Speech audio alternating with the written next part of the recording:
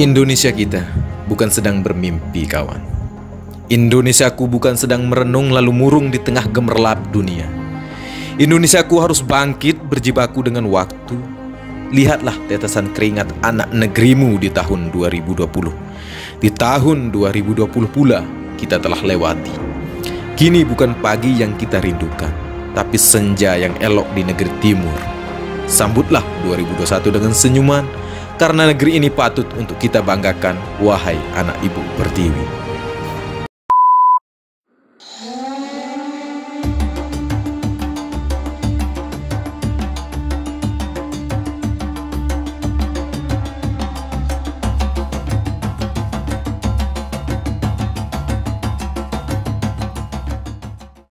Assalamualaikum warahmatullahi wabarakatuh. Salam sejahtera buat kita semua. Om Swastiastu. Bagaimana kabar bosku dari Sabang sampai Merauke? Semoga di tahun 2021 kita menjadi pribadi yang terus memperbaiki diri. Saya Edi Sundoro mengucapkan selamat berkumpul bersama teman, sahabat, dan keluarga. Gunakan momentum ini untuk mempererat tali persaudaraan, dan saya doakan buat bosku semoga dalam keadaan sehat selalu, dilancarkan rezekinya dan dipermudah segala urusannya oleh Tuhan Yang Maha Esa. Amin. Semoga juga apa yang dicita-citakan di tahun 2020 belum terlaksana, semoga di tahun 2021 diijabah. Yang masih belum dapat jodoh, semoga dipertemukan. Yang belum dapat momongan, semoga diberi momongan. Yang belum kaya, semoga diperkaya. Yang sakit disembuhkan. Dan yang belum punya pacar, kasihan deh bosku, tetaplah menjadi jomblo yang bahagia. Dalam kesempatan ini, saya akan mencoba merewind kondisi di mana 3 bulan terakhir pengerjaan dari progres pembangunan sirkuit MotoGP Mandalika. Dan saya akan mencoba mengkomparasi atau membandingkan antara capaian pembangunan sirkuit MotoGP Mandalika atau tepatnya 24 September tahun 2020 dengan 31 Desember tahun 2020. Selanjutnya, mari kita lihat video before dan afternya dari progres pembangunan sirkuit MotoGP Mandalika kita tercinta. Tentunya kita akan memulai di trek lurus bosku, di mana perbedaannya sangat signifikan. Di video before terlihat hanya bagian main track yang sudah dilapisi subbase atau LPA, dan di bagian lain masih terlihat hanya tanah atau lapisan agregat tanah tahap ketiga. Dan di bagian video after bisa kita lihat bersama perbedaannya sangat mencolok perubahannya bosku. Di area main track, servis root kanan dan kiri area pitland sudah dilakukan pelapisan subbase atau LPA, dan kita lihat tadinya bahwa pembagian dari lintasan sangat jelas bagiannya di video afternya bosku. Masih di trek lurus, keberadaan dari tunnel 1 atau terowongan kita lihat perbedaannya sangat jauh berbeda. Di bagian video before masih baru proses rangka dan pondasi dari terowongan 1 ini. Di video afternya sangat jelas perbedaannya, di mana badan dari terowongan 1 sudah tampak bentuknya dan statusnya on progress. Kita lanjut menuju tikungan pertama, tepat keberadaannya di depan Bukit Pink Hill, di mana kondisi di bulan September lalu masih pengerjaan di tahap pengerasan lapisan tanah tahap ketiga. Dan kita bisa lihat bersama hanya terlihat bentuk dari lintasan dan tidak terlihat pembagian dari treknya. Berbeda dengan kondisi di akhir tahun 2020 bahwa capaian pekerjaan sangat signifikan, di mana di area service road bagian kiri sudah dilakukan trial pengaspalan. Di bagian main track sudah dilapisi LPA, area gravel sudah dihamparkan material kerikil halus, area runoff-nya sudah disabis serta pembuatan dari drainase sedang on progress bosku. Selanjutnya kita menuju tikungan kedua, di mana di bulan September yang kondisi dari tikungan kedua, 3, dan keempat dalam kondisi naas bosku, alias masih berupa ladang warga. Namun berbeda kondisi di akhir tahun 2020, proses pembebasan lahan sudah clear. Hingga saat ini capaian dari tikungan kedua menuju tikungan ketiga sudah tampak dari main tracknya yang sudah dilapisi subbase atau LPA. Area gravel juga sudah tampak bentuknya, servis root kanan dan kiri, serta sistem drainase lagi proses pengerjaan. Sedangkan dari tikungan ketiga menuju tikungan keempat masih terputus karena masih dikerjakan sistem drainase induk keempat. Dan capaiannya cukup memuaskan di tikungan kedua, 3, dan keempat, walaupun agak molor karena masalah pembebasan lahan warga oleh ITDC. Dari trek keempat menuju tikungan kelima, 6, dan 7 bahwa di video before terlihat masih sebagian yang sudah dilakukan sub-bis atau LPA, begitu juga di area main track dan servis root kanan dan kirinya. Yang belum dikerjakan saat itu adalah penggalian dari sistem drainase Horoton.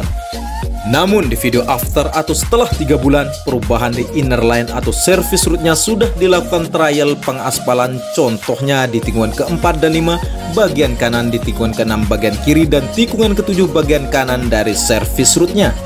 Selain itu, sistem drainase sudah dilakukan penggalian, area gravel sudah dihamparkan material kerikil halus, dan kita bisa lihat nyata perubahan yang sangat menyenangkan hati bosku, bahwa tampak nyata bentuk dari keseluruhan bagian dari lintasan mulai dari trek keempat sampai tikungan ke-7. Selanjutnya kita menuju tunnel 2 atau terowongan di mana keberadaannya antara tikungan ke-7 dan ke-8. Di video before masih proses perakitan dari rangka dari badan terowongan. Masih terlihat besi yang menjulang tinggi. Perubahan terjadi di bulan Desember. Di video after badan terowongan sudah tampak nyata. Bagian sayap kanan sudah dibuat walaupun belum tersambung dan sayap kiri belum dikerjakan bosku. Untuk tikungan ke-8 bahwa kondisinya dulunya masih sebagian sudah dilakukan penimbunan agregat tanah. Namun di bulan Desember kondisinya sangat berbeda bahwa pengerjaan agregat tanah tahap ketiga sudah finish pengerjaannya. Sudah ada sebagian sub-bis yang diberikan di bagian main track-nya dan bagian kanan dari service route-nya juga sudah diberikan LPA. Untuk tikungan ke-9, kondisinya sama bosku, belum disentuh. Walaupun perbedaannya dulunya masih ada rumah sama bengkok dan sekarang sudah tidak ada. Walaupun di bagian service route sebelah kanan sudah diberikan LPA yang sudah nyambung dengan service route di tikungan ke-10. Namun di trek ke-9 menuju tikungan ke-10, ajaib bosku, 3 bulan yang lalu hanya berupa tanah dan sebagian sudah dilakukan lapisan agregat tanah. Lihatlah sekarang di trek ke-9 ini bosku, di bagian service route sebelah kiri sudah dilakukan trial pengaspalan. Bagian main track, run off dan service route-nya sudah dilakukan sub-bis. Hanya saja belum diberikan material gravel. Secara keseluruhan di trek ke-9 ini sangat jelas bentuknya. Sedangkan di tikungan ke-10 di video before terlihat masih proses perataan bukit dan kita lihat bang ekskavator lagi melakukan aksinya, dan sekarang bahwa kondisi jauh berbeda sebab sudah terbentuk tikungannya yang mulus. Nah ini kesempatan buat nikung pacar teman bosku. Ups, jangan bosku, ingat harga dirimu. Pacar teman jangan diembat. Hahaha. Di tikungan ke-10, di sisi bukit sebelah kanan dari service route sedang dilakukan pemasangan drainase supaya debit air yang ada di atas bukit bisa tertampung di drainase dan tidak masuk ke area trek dari lintasan sirkuit ini.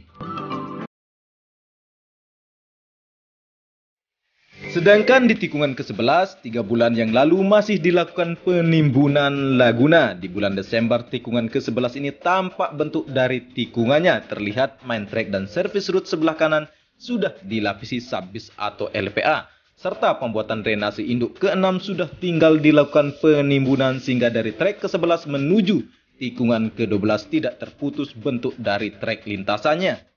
Menuju tikungan ke-12, bahwa kondisi di trek ke-12 ini di video before hanya di bagian kanan dari service route-nya yang sudah diberikan sub-bis atau LPA. Bagian yang lain masih dilakukan pengerasan agregat tanah tahap ketiga.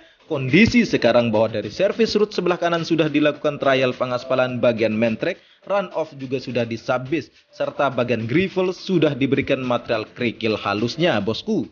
Dari trek ke-12 menuju tikungan ke-13 masih terputus dengan keberadaan dari drainase induk yang ke-7 di mana dulunya masih berbentuk parit walaupun jambatan sudah dirobohkan.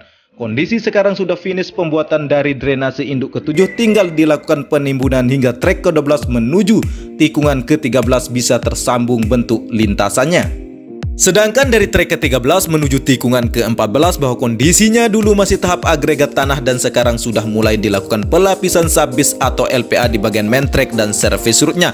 Untuk tikungan ke-14 menuju tikungan ke-15 masih terputus dengan keberadaan rumah warga yang belum direlokasi.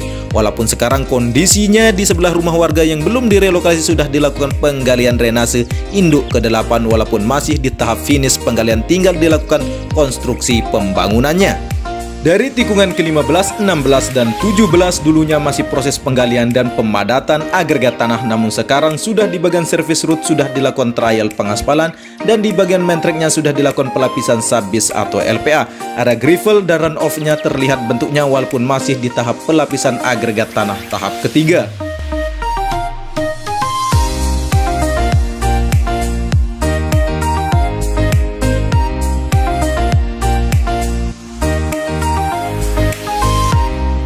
Sirkuit MotoGP Mandalika merupakan sirkuit yang dibangun di kawasan 131 hektar dalam kawasan KEK Mandalika, di mana sirkuit ini memiliki panjang lintasan 4,31 km dengan total 17 tikungan, di mana nantinya dan harapan kita semua bahwa sirkuit ini akan melahirkan generasi pembalap yang jenius untuk Indonesia, supaya kita tak hanya bisa menonton saja bosku, namun ada rider asal Indonesia yang bisa bersinar akan keberadaan sirkuit MotoGP Mandalika ini.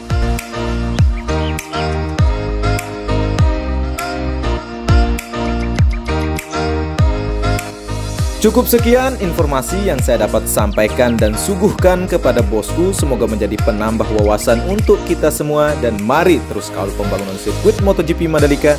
Bagi bosku yang ingin menanyakan atau berpendapat tentang progres pembangunan dari sirkuit MotoGP Mandalika, silahkan tulis di kolom komentar. Oh ya bosku, bagi yang berkenan membantu perkembangan dari channel ini cukup mudah caranya, cukup like, share, dan subscribe. Saya Edi Sendoro, salam persahabatan dari anak Lombok, matur tampiasi.